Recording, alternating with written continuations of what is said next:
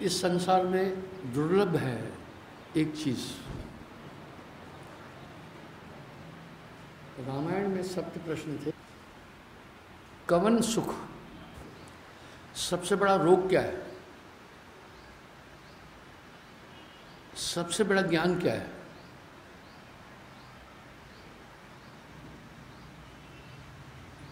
सबसे बड़ा धर्म क्या है, सबसे बड़ा पुण्य क्या है, सबसे बड़ा पाप क्या है। ये कांगभूषण जी आत्मज्ञान के लिए गरुड़ जी जब कांगभूषण के पास गए थे, कांगभूषण ने कई प्रलय देखी थी, बड़े ज्ञानी थे। एक बार शिव मंदिर में कांगभूषण के गुरु पहुंचे, वहाँ काफ़ी लोग थे, सबने उठकर गुरु का स्वागत किया, प्रणाम किया। कांगभूषण नहीं उठा।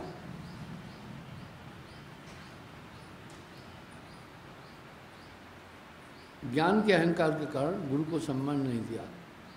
शिवजी ने कोपित होकर उसको श्राप दिया, क्या कौए की तरह तू देख रहा था, जा कौआ बन जा, वृथा न होए देव ऋषवाणी।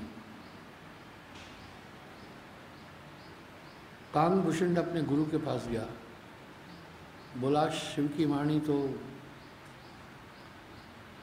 अकाट्य है, मेरी रक्षा करो। उनके गुरु ने कहा कौआ तो तुझे बनना ही पड़ेगा, पर जाओ मैं तुम्हें आशीर्वाद देता हूँ। कौए की योनि में भी तुम्हारा ज्ञान बरकरार रहेगा। इसलिए कांगभूषण बहुत प्रलय महाप्रलय तक उस देही में रहा था। गरुड़ जी ने उनको पूछा कि आप इतने ज्ञानी हैं, कौए के शरीर में क्यों हैं? उन्होंने कहा यह तन मम, इस शरीर में मैंने भक्ति की है, इसलिए ये शरीर मुझे बहुत प्रिय है, इसको नहीं छोड़ना चाहता हूँ। वैसे ही एक व्याख्या है, एक आदमी मेरे पास आया, काफ़ी बीमार था। मुझे कहा गुरुजी मेरी एक प्रार्थना सुनो। मैं कहा बीमार हो ना? मैं समझ रहा हूँ। बोला ना गुरुजी, ए बीमारी मुझे बहुत प्रिय है। बोला मैं बहुत जटिल आदमी था, ये बीमारी मुझे आपके पास तक लाई है, इस बीमारी को तो कभी छोड़ना ही नहीं चाहता हूँ। मैं चाहता हूँ ये बीमारी हमेशा मेरे अंग संग रहे।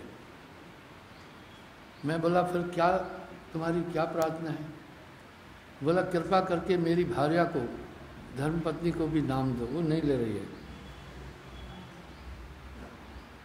तो वो आदमी कहता था ये बीमारी कट जाए, मैं इसकी आकांक्षा नहीं कर रहा हूँ। वो बोला बड़ा जटिल था, मैं कभी भक्ति में नहीं लगना था, इस बीमारी के कारण मैं आप तक पहुँचा हूँ। ये बीमारी तो मुझे जिंदगी भर प्रिय है। इस तरह कांगभूषण ने कहा यह तन मन भक्ति प्रगटाई, मैंने इसमें रहकर बहुत भक्ति की है, ताते यह मोह अति प्रिय है, इसलिए ये मुझे शरीर बहुत प्यारा है। आइए देखते हैं बंधु, सबसे बड़ा सुख क्या है, सबसे बड़ा दुख क्या है? कांगभूषण कह रहे हैं नहीं दरिद्र सम दुख जग आना। दुनिया में दरिद्रता से बड़ा कोई दुख नहीं है। दरिद्रता क्या है? रोटी है तो सब्जी नहीं है, पजामा है तो कमीज नहीं, अभाव। भाई एक तो है, इसका क्लासिफिकेशन कैसा, वर्गीकरण कैसा है? सबसे पहले हम कहते हैं अमीर, जिसके पास सब संसाधन है, धनवान, जिसके पास बहुत धन है। उसके बाद कहते हैं मध्यम। मध्यम का मतलब है जिसके पास जीविका उपार्जन के सब साधन हैं, पर फालतू सामान नहीं है, फालतू धन नहीं है। पर जीवन बसर के लिए जो ज़रूरी चीज़ें चाहिए वो उसका संग्रह कर लेता है, वो है मध्यम। फिर होता है गरीब। गरीब कौन है? जो खींच खांच करके अपनी ज़रूरतों को पूरा कर लेता है, वो गरीब है। उसके बाद होता है दरिद्री, जिसको कहते हैं बीपीएल। वो क्या होता है दरिद्री? रोटी है तो सब्जी नहीं होगी, पजामा है तो कुर्ता नहीं होगा, अभाव में जिंदगी जीता है, वो दरिद्रता है। तो कांगभूषण कह रहे हैं नहीं दरिद्र सम दुख जग आना। दरिद्रता बहुत बड़ा दुख है। और सबसे बड़ा सुख क्या है? संत मिलन सम सुख नहीं जाना। संतों के सामीप्य में जो सुख प्राप्त होता है उससे बड़ा कोई सुख नहीं है। दुर्लभ क्या है? बोला संत दर्श दुर्लभ जगमाई। सबसे दुर्लभ संतों का दर्शन है। बोला सबसे बड़ा पाप क्या है? सबसे बड़ा पुण्य क्या है? परहित सरस धर्म नहीं आना। सबसे बड़ा धर्म है दूसरे का भला करना। दूसरे का भला करने के लिए आपको मुसीबत तो उठानी पड़ेगी, बिना समस्या लिए उसका समाधान नहीं हो पाएगा। आपको तो मुसीबत उठानी पड़ेगी। पर पीड़ा सब नहीं आजमाना। दूसरे को दुख देने से बड़ा कोई भी पाप नहीं है। सन्नपात सम रोग न कहो। सबसे बड़ा रोग है सन्नपात, यानी डिस्टर्ब हो जाना, मेंटली डिस्टर्ब। ये सबसे खराब रोग है। भाई चलो किसी को टाइफाइड हो गई, जिंदा तो है, समस्या का से फेस हो रहा है, टांग टूट गई और रोग हो गया, इवन कैंसर हो गया, तभी भी वो उससे थोड़ी फाइट कर लेता है, ब्रेन ठीक है। लेकिन जब दिमाग ही खराब हो गया तो पूरा मामला ही खत्म है। इसलिए कह रहे हैं सन्नपात सम रोग न जाना, यानी पागलपंथी से बड़ा रोग नहीं है और दुर्लभ है। और आत्मज्ञान सम ज्ञान न कोई। आत्मज्ञान से बड़ा कोई ज्ञान नहीं है। आइए उस आत्म तत्व पर चलते हैं। ये कैसा आत्म तत्व है? इस आत्मा का किसी भी देश काल अवस्था में कभी नाश नहीं होगा। केवल इतना ही नहीं है, ये अजरा, इसकी मृत्यु नहीं होती। ये जन्म मरण से परे हैं। भाइयों बहनों, इस तथ्य को थोड़ा बारीकी से समझिए। यहां साहब एक शब्द कह रहे हैं, हंसा तू तो सबल था, सक्षम था, अटपट तेरी चाल, रंग कुरंगत रंग लिया, अब क्यों फिरत बेहाल। चार अंतःकरण के संग आत्मा खराब, जैसे नीच प्रसंगते ब्राह्मण पियत शराब। ये चार अंतःकरण क्या है? मन, बुद्धि, चित्त, अहंकार। ये चारों मन के रूप हैं। इसके कारण से ये चदरिया मैलिया।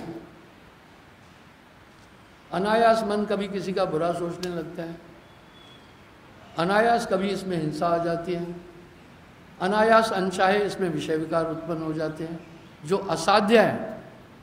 ऐसी ऐसी जटिल स्थितियां मन उत्पन्न करता है। आत्मा मन का संसर्ग पाकर ही अपने स्वरूप को खो गई है। तेरा वैरी कोई नहीं भाई। तेरा वैरी मन, जीव के संग मन काल को वासा, अज्ञानी नर गए विश्वास। ये मन, इसका मतलब है ठीक वैसा ही तो है जैसे रोग की निवृत्ति के लिए चार चीजें जानना बड़ी जरूरी है। सर्वप्रथम रोग, बीमारी क्या है। दूसरा, रोग का कारण आत्मज्ञान। ये कैसा आत्म तत्व है? अजन्मा, इसका जन्म नहीं होता, अजीर्ण, जो कभी मृत्यु को प्राप्त नहीं हो सकता, ऐसा एलिमेंट है। अजरा, जिसकी जरा मृत्यु को कहते हैं, जिसकी कभी मृत्यु नहीं होगी, ये न्यूनाधिक भी नहीं होता है। शस्त्र यानी ये पंच भौतिक तत्व, इसका कुछ नुकसान नहीं कर सकते आत्मा का। ये बिल्डिंग है, एक धमाका हो जाए उड़ जाएगी, खत्म। जितने भौतिक पदार्थ हैं सब नाशवान है, पर आत्मा का किसी देश काल अवस्था में नाश नहीं होता। उसकी प्राप्ति क्यों जरूरी है? वाह, गोस्वामी जी कह रहे हैं तुलसी जग में दो बड़े, एक दाम एक नाम। भाई दो बड़े हैं, एक दाम पैसा, नाम मिलावे पीव से और पैसे से सब काम। आप देख रहे हैं पैसे से पूरा काम, हर आदमी पैसा रखता है अपने पास। जिसकी जेब में कोई पैसा नहीं है हाथ खड़ा करो, मेरी जेब में नहीं है। सबके पास है ना? ठीक है।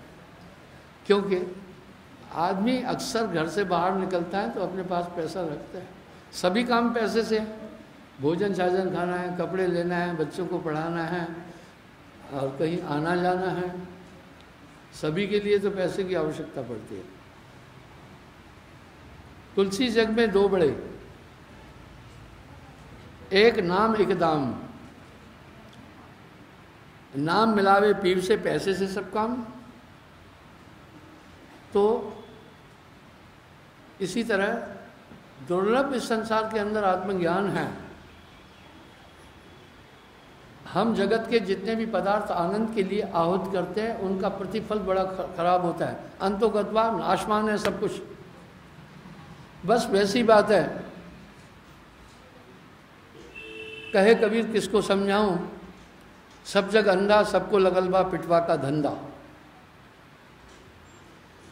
एक सज्जन मेरे पास आए, कोई लाया था, पड़ोसी था, बोला अच्छा इंसान है। अब मैंने तो दुनियावी बातें नहीं करनी थी, रूहानियत की बात करनी थी। मैंने उसको कहा भाई आत्म कल्याण के लिए, ये संसार नाश और मोक्ष के लिए कोशिश करना चाहिए। उसने कहा मुझे कोई मुक्ति भुक्ति नहीं चाहिए। बड़ा अजीब उत्तर था। मैं बोला क्यों? बोला मैं मजे में हूं।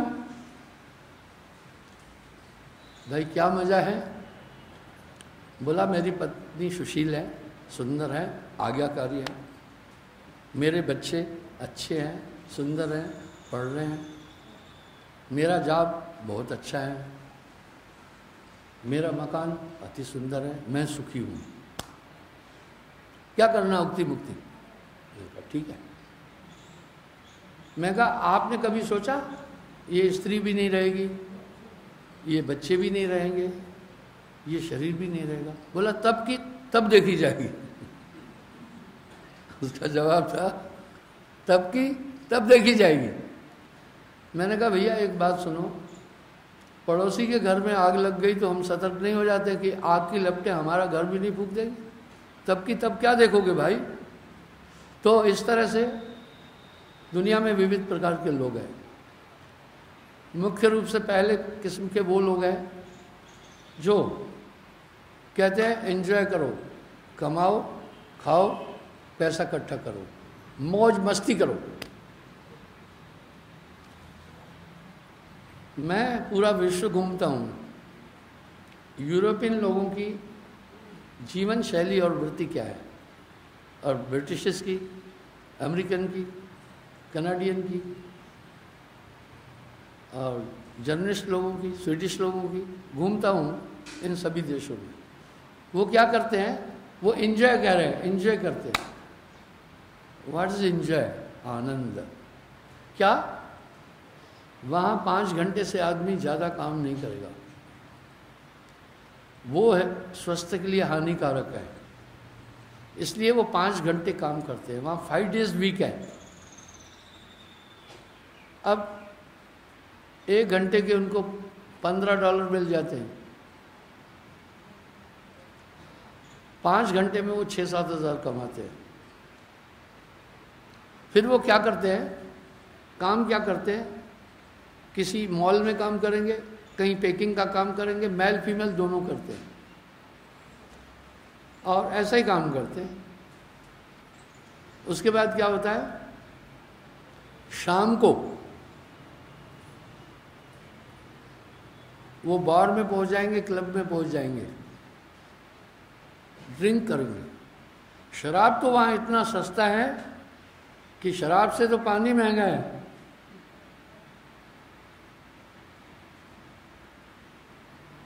कनाडा में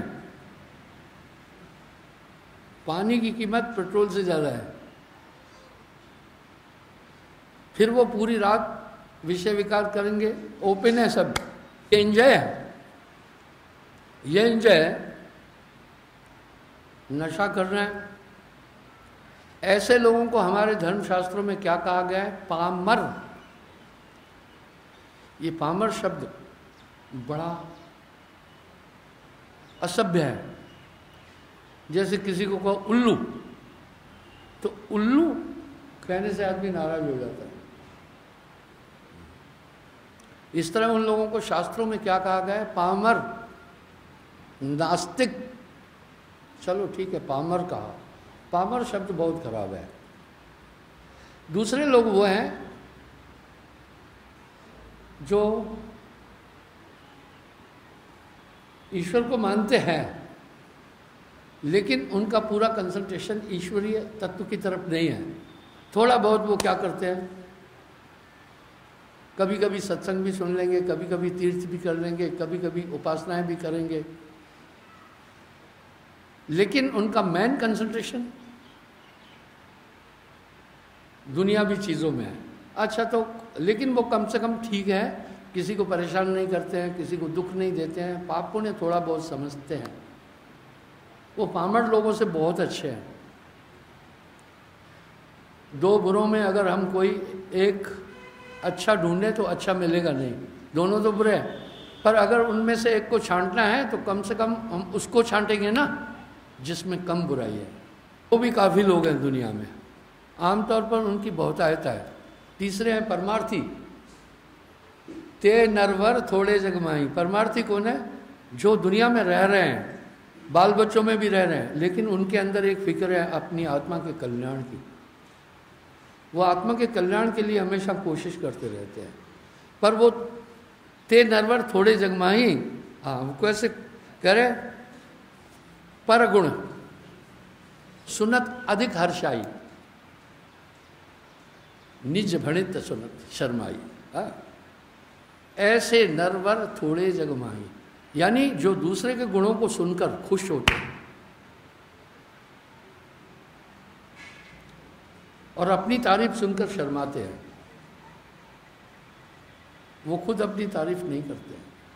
ते नरवर थोड़े जगमाही, वो अजीब होते हैं। ईर्ष्या तो इंसान को बहुत कुछ नुकसान पहुंचा देगी। आप सावधान रहें। अगर आपके दिल में बदले की भावना है तो वो नेगेटिव सोच आपके दिमाग पर असर डालेगी, ठीक है। दूसरे का कितना नुकसान होगा ये अलग बात है, पर तुम्हारा ज़्यादा नुकसान होगा। आपने किसी पर क्रोध किया, ठीक है, क्रोध से दूसरा कितना इफेक्टेड होगा ये बात की बात है। तुम्हारा पूरा सिस्टम खराब हो जाएगा, बीपी बढ़ जाएगी, ब्रेन की नसें, नर्वस ब्रेकडाउन हो जाएगा, चिड़चिड़े हो जाओगे। तो वो चीज़ें पहले अपने को नुकसान पहुंचाने वाली हैं। दूसरे को नुकसान हुआ या नहीं हुआ ये तो अलग बात है, पर आपको थोड़ा नुकसान ज़्यादा पहुंचाएगी। तो बंधुओं, जो परमार्थी है वो बहुत कम है, वो बड़े कम है। कहे कबीर किसको समझाऊं, सब जग अंधा, सबको लगलबा पिटवा का धंधा। फिर साहब क्या कह रहे हैं, मैं आया संसार, उनको जिज्ञासु कहते हैं, उनको परमार्थी जीव कहते हैं, जो हमेशा आत्मा को जानने के लिए प्रयासरत है। तो कांगभूषण जी आगे कह रहे हैं, आत्म ज्ञान सम ज्ञान आना। संसार का सबसे बड़ा ज्ञान है आत्म ज्ञान। आत्म ज्ञान बिना नर भटके क्या मथुरा क्या करे, इससे बड़ी कोई उपलब्धि नहीं है। क्या हुआ वेदों के पढ़ने से न पाया भेद को, आत्मा जाने बिना कोई ज्ञानी कहलाता नहीं। तब तलक साधक बेचारा चैन सुख पाता नहीं। कर नहीं सकता है जो एकाग्र अपनी वृत्तियां, उसको सपने में भी परमात्मा में ज्ञान की क्या जरूरत है। जब तक हम किसी चीज की आवश्यकता को नहीं समझेंगे, उसकी प्राप्ति के लिए कोशिश ही नहीं करेंगे। बच्चे पैसे की आवश्यकता नहीं समझते हैं, वो धन प्राप्ति की कोशिश ही नहीं कर रहे। Necessity is mother of invention, आवश्यकता खोज की जननी है। हमें आत्म तत्व को जानना होगा। वजह क्या है? आइए मैं वजह बताता हूं। आत्मज्ञान को प्राप्त करने के बाद कुछ भी प्राप्त करना बाकी नहीं रहता है। वाह, समस्त सुख प्राप्त हो जाते हैं। क्यों? हमारा आत्म तत्व भटक रहा है मन और माया के अधीन। आत्मा अपने में परिपूर्ण है, आत्मा को पोषण की जरूरत नहीं है। आत्म तत्व बड़ा निराला है, वो अजरा है, अजन्मा है, किसी भी देश काल में उसका नाश नहीं होता, न्यूनाधिक नहीं होता है, शीतोष्ण उसे कुछ नहीं कर सकता। नैनम छिद्राणी शस्त्र चन शोषंती मारुत है और नैनम दहंती पावका आदि, इसका उल्लेख तो शास्त्रों में आ रहा है। वो अपने में परिपूर्ण है। अभी हम क्यों परेशान हैं? हम शरीर धारण करने से परेशान हैं। अब क्या सुसाइड करें? नहीं नहीं नहीं, नहीं। इंसान दुनिया में परेशान क्यों है, दुखी क्यों है? अरे भाई, ज़रूरत की चीज़ें नहीं प्राप्त होती है। हमारे शरीर की आवश्यकता है, जब वो प्राप्त नहीं होती है हम दुखी हो जाते हैं। और क्यों दुखी हो जाते हैं? कभी कभी हम अपने बच्चों परिवार का पोषण नहीं कर पाते हैं, हम दुखी हो जाते हैं। कभी कभी हमारी इच्छाएं उनकी पूर्ति नहीं होती है तो हम दुखी हो जाते हैं। इच्छाएं कौन सी करता है इंसान? यही इच्छा करता है ना, अच्छा जॉब मिल जाए, सुंदर स्त्री मिल जाए, बच्चे पढ़ जाए, ये हो जाए, इतना धन मिल जाए, यही तो इच्छा है। हम जो भी इच्छाएं कर रहे हैं सिर्फ भौतिक पदार्थों की तो कर रहे हैं। जासे नाता आदि का बिसर गया तैं ठोर, कहे कबीर ये बीच ही बलक और की और। तो इस तरह आत्मा अपने में परिपूर्ण है, उसकी ऊर्जा वो है जो ऊर्जा किसी भी देश काल में कभी खत्म नहीं होगी, निरंतर है। संसार में कुछ निरंतर नहीं है। ब्रह्मांड का नाश क्यों होगा? हमारे शास्त्र गवाही देते हैं। अभी वैज्ञानिकों ने एक रिसर्च करके बताया है कि सूर्य के अंदर ऊर्जा सिर्फ 5 करोड़ साल की ओर है। 5 करोड़ साल बाद सूर्य की ऊर्जा ऑफ हो जाएगी, सब कुछ डिस्ट्रॉयड हो जाएगा, सब कुछ नष्ट हो जाएगा। आपकी बैटरी है, उसमें एक ऊर्जा है, पर आत्मा में अविरल ऊर्जा है जो कंज्यूम्ड नहीं होगी, कभी भी खत्म नहीं होगी। थोड़ा सोचें, एक अविरल ऊर्जा है जो कभी न्यूनाधिक नहीं होगी। आप सोचें तो सही। अब यहां साहब क्या कह रहे हैं? कबरा तेरो घर कंदला में ई जग रहत भुलाना, आत्मज्ञान सम ज्ञान ना आना। एक उसकी प्राप्ति के बाद कुछ प्राप्त करना बाकी नहीं रह जाता है। इतनी बड़ी चीज आपके पास है। साहब वाणी में कह रहे हैं, सबकी कृष्णी लाल है, कोई नहीं कंगाल। जिधर देखता हूं उधर तू ही तू है, जिधर देखता हूं उधर तू ही तू है। हर शय में तेरा जलवा दिखता रू है। मान दे आप अमानी, सो मम प्रिय प्राण सम प्राणी। जो सबको सम्मान देता है और खुद सम्मान नहीं चाहता है, वो मुझे बहुत प्रिय है। जब भी इंसान मान चाहता है, जब मान नहीं मिलेगा वो क्रोध हो जाएगा। एक बार शुक्रात एक बूढ़े के पास पहुंचा। उसने बूढ़े को पूछा, आप क्या करते हैं? बोला, अब मैं निवृत्त हूँ, बाल बच्चे बड़े हो गए हैं, मैंने घर की जिम्मेदारी उनको सौंप दी है, फिर भी आप क्या करते हैं? बोला उनको शिक्षा देता हूँ, गलती करते समझाता हूँ। फिर वो नहीं मानते तो क्या करते हो? बोला फिर समझाता हूँ। अगर नहीं भी मानते हैं मैं उनको टेंशन नहीं देता हूँ, मैं खुद भी टेंशन नहीं लेता हूँ, पर अपना फर्ज मानता हूँ कि मुझे इन्हें समझाना है। इसी तरह सूत्र ही जुड़ते हैं। तो बंधुओं, आत्म तत्व ऐसा तत्व है, आत्मज्ञान ऐसा ज्ञान है। किसी के घर में खजाना है वो नहीं जानता है। जब खजाने को नहीं जानता है, घर में अभाव है तो वो भी कंगाल है, होते हुए घर में असीम धन है लेकिन तो भी कंगाल है, क्योंकि जानकारी नहीं है। अब यहाँ साहब कह रहे हैं सबकी गठरी लाल है, कोई नहीं कंगाल। आत्मतम सर्वभूतेषु, ये तो हम सिर्फ क्या वर्गीकरण कर रहे हैं, ये अमीर है, ये गरीब है, इसके कपड़े अच्छे हैं। हम वर्गीकरण करने का पैमाना क्या है हमारा? जिसको देखते हैं थोड़ा मांस हड्डियाँ ज़्यादा है तो कहते हैं बड़ा आदमी है, क्योंकि खाए पिए घर का है। जिसको देखते हैं हड्डियाँ फड्डियाँ थोड़ा कम है, कपड़े थोड़े ठीक नहीं, उसको हम हीन भावना से देखते हैं।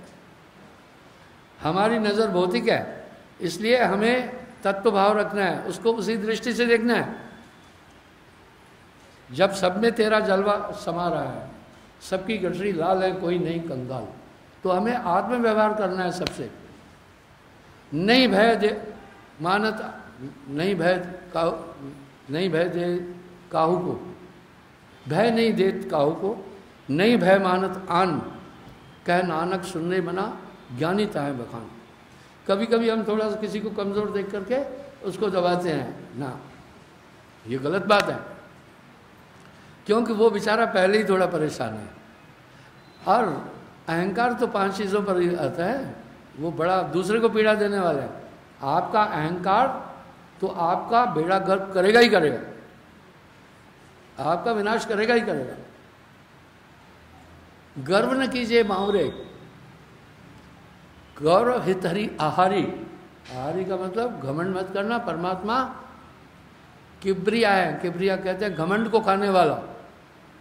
परमात्मा की खुराक ही घमंड है, वो घमंड को खाता है। गर्व न कीजिए बावरे, अरे भाई गर्व मत करना। गर्व हितहरी आहारी, आहारी यानी खा जाएगा। गौरव हित रावण गया पाया दुख भारी। परमात्मा को गर्व पसंद नहीं है। नानक देव जी वाणी में कह रहे हैं, नानक नन्हे होए रहो, जैसे नन्ही दूब, घास पात जल जाएंगे धूप फूकी को। भैया आपका बैरी कोई नहीं है,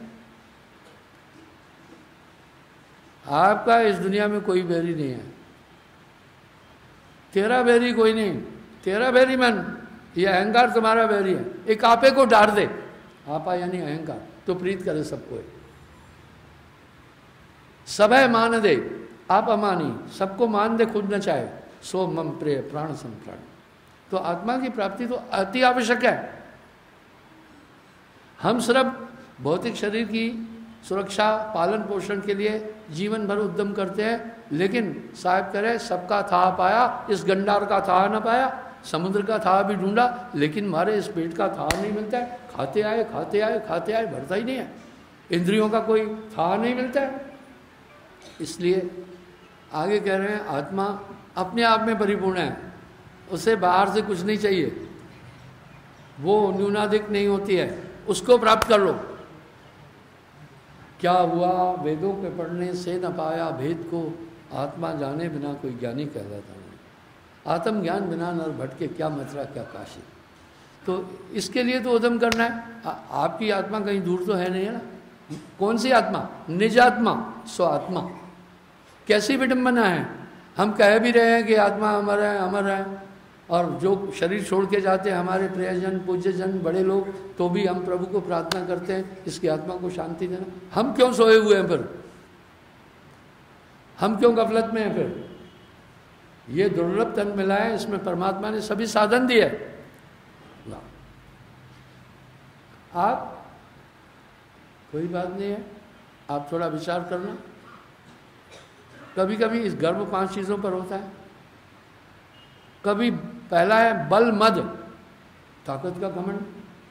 ताकत का घमंड कोई दारा सिंह को नहीं दिखाने जाता है, वो हमेशा अपने से दुर्बल को दिखा रहा है और उसका दिल दुखा देता है, उसको अपशब्द बोलता है, धक्का मुक्की करता है, वो कुछ नहीं बोलता है।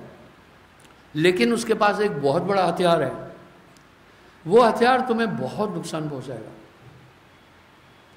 वो कौन सा हथियार है? साहब कह रहे हैं दुर्बल को न सताइए या की मोटी हाय। दुर्बल को न सताइए, उसके पास एक बहुत तगड़ा हथियार है। दुर्बल को न सताइए या की मोटी हाय। वह कैसे? मान लो ये काके को कोई इससे तगड़ा जब मारा, इसका बस नहीं चला, अंदर से एक आह निकलेगी, वो उसको चूरम चूर कर देगी। इसलिए दुर्बल को न सताइए, बाकी मोटी हाय। बिना सांस की फूकनी लोहा देत गला है। कुम्हार की फूकनी क्या करती है पता है? वो बिना प्राण की है, उससे लोहे को गला देता है। आपने भी देखा होगा, एक चरखी घुमाते हैं लोहार लोग, तो बिना प्राणों की लोहे जैसी चीज को भस्म कर देती है। इस तरह दुर्बल की आह भस्म कर देगी। दूसरा घमंड होता है विद्या का। अभी छुन्नू मान लो घमंड दिखाएगा, एमएससी है मैथ से, तो पीएचडी को घमंड नहीं दिखाएगा। वो जानता है ये तो मेरा भी मास्टर है। किसको दिखाएगा घमंड? जो कम पढ़ा लिखा है। उसको घमंड क्यों दिखाना? उसको तो अपने समांतर लाना है ना। तीसरा घमंड है धन मद, पैसे का बड़ा घमंड कि मेरे पास इतना पैसा है। अरे भाई तू अपना पैसा अपने पास रख। इसका घमंड गरीब को दिखाएगा। कोई अंबानी को घमंड नहीं दिखाने जाएगा पैसे का, कोई टाटा बिरला को नहीं जाता है दिखाने, गरीब को दिखाएगा। अरे वो तो पहले ही अभाव में जी रहा है, मरे हुए को क्या मारना है? नहीं दिखाऊंगा। चौथा है जात मद, जाति का अहंकार। वो अपने से थोड़ी जो पिछड़ी जात है उस पर चलता है। वो तो बेचारा पहले ही परेशान है कि मैं थोड़ा छोटी जात में पैदा हुआ, उसको और दुख नहीं देना।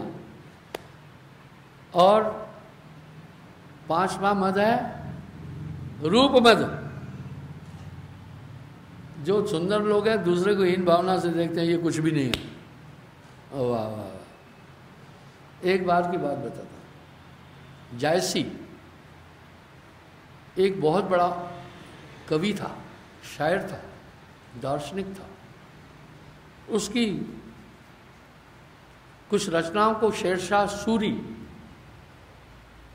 ने पढ़ा तो वो उस पर मोहित हुआ कि ये बहुत अच्छा कवि है। अपने मंत्री को कहा, दूतों को भेजो, जहां भी जायसी है उसे दरबार में पेश करो, उसको पुरस्कार दूंगा, उसके दर्शन करूंगा। बहुत ढूंढने के बाद कहीं जायसी मिल गया। अब मंत्री और वो दूत, बादशाह शेरशाह सूरी तख्त पर बैठा था, सभा थी। वो एक आदमी को लेके आ रहा था बादशाह के पास, जिसका एक बाजू मरा हुआ था लकवे से, एक टांग से लंगड़ा चल रहा था और चेहरे पर चेचक के बड़े बड़े दाग थे, फटे पुराने वस्त्र थे, अति कुरूप था। जैसे आगे बढ़ा, शेरशाह सूरी ने रोको इसे, यानी घृणा से क्या कर, परे करो इसको। वो दूत तो वहीं रुक गया। जायसी दार्शनिक था, वो क्या डरना था। वो उसके तख्त के पास फिर भी गया। बोला है शेरशाह सूरी, तुम किससे नफरत करते हो? ये जिस्म तो उस मालिक की इनायत है।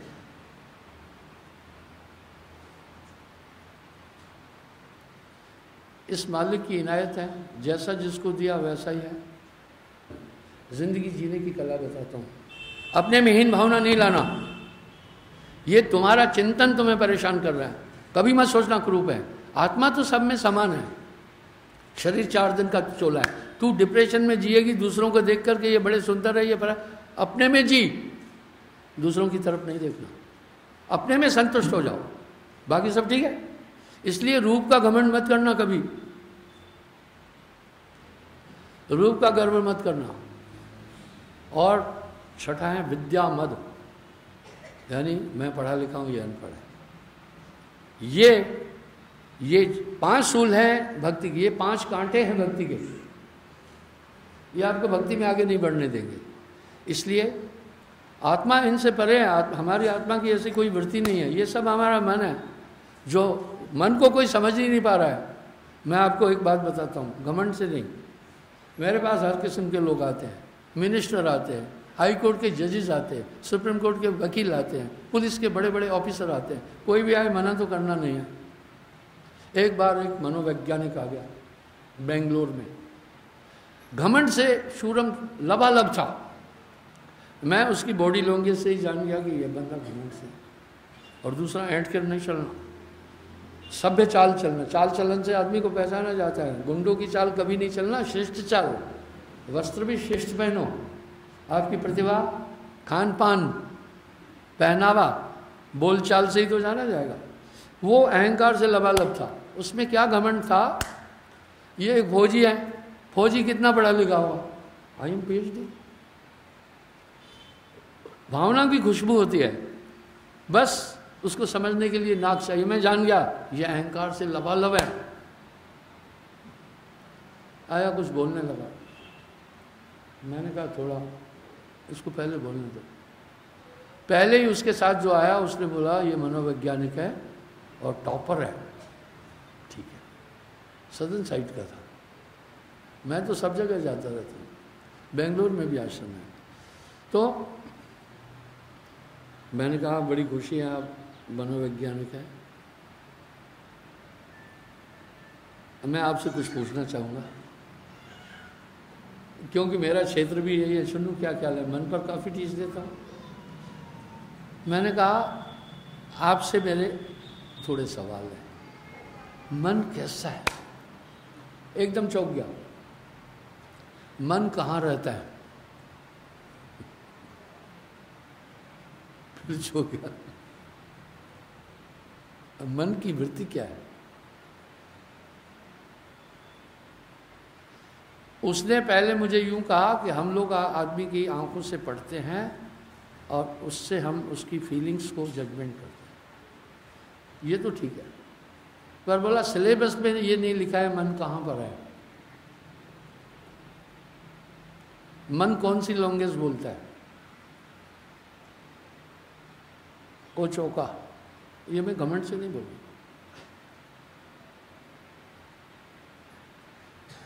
मैंने बड़े यूनिक सवाल पूछे। मन को कोई देख ना पाए, नाना नाच न चाहे। PhD में एटलीस्ट 5 ईयर लगते हैं। आओ मैं बताता हूँ मन कहाँ है, कौन सी भाषा बोलता है, क्या करता है, उसकी नेचर क्या है, मन क्या है। मन पर तो काफी बोलता हूं मैं। सुखमन मदे बसे निरंजन मूला 10वां द्वारा। मन सुषुम्ना में रहता है। वहां क्यों रहता है? चोर चोरी करने आता है, कभी रोशनी में नहीं आना चाहेगा। हमारे शरीर में 5 तत्व है, उनका केंद्र है। हमारा शरीर 5 तत्व से संचालित है। भाई इरिगेशन डिपार्टमेंट का एक ऑफिस है कि नहीं है, एक मुख्यालय है कि नहीं है, इलेक्ट्रिसिटी का कहीं यहाँ पर आपके एक्शन या AW है कि नहीं है, वो तो संचालित कर रहे हैं ना, जरूर कोई उनका ठिकाना भी है ना। मन सुषुम्ना में रहता है। इस तरह 5 तत्व हमारी बॉडी में कहाँ है? मूलाधार चक्र पर गुदा स्थान पर है पृथ्वी तत्व, पेड़ू के पास नाभि जल में है जल तत्व। कभी भी यहाँ हाथ लगाना पूरी बॉडी गर्म होगी, ये गर्म ही नहीं होगी जगह।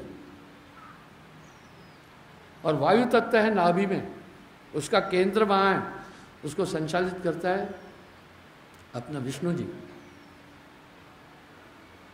और अग्नि तत्व है मुख में, इसलिए बॉडी का तापमान देखने के लिए मुख में ही थर्मामीटर डाल रहे हैं। आकाश तत्व है सुषुम्ना में, इसका रंग काला है, इसलिए निरंजन निराकार है, उस आकाश तत्व में रहता है। आप कभी भी देखना ऐसी रोशनी में प्रेत आत्मा नहीं आएंगे। रोशनी उनकी पूर्वक नहीं है, अंधकार में आते हैं। प्रेत आत्माएं हमेशा एकांत और अंधकार में आती है,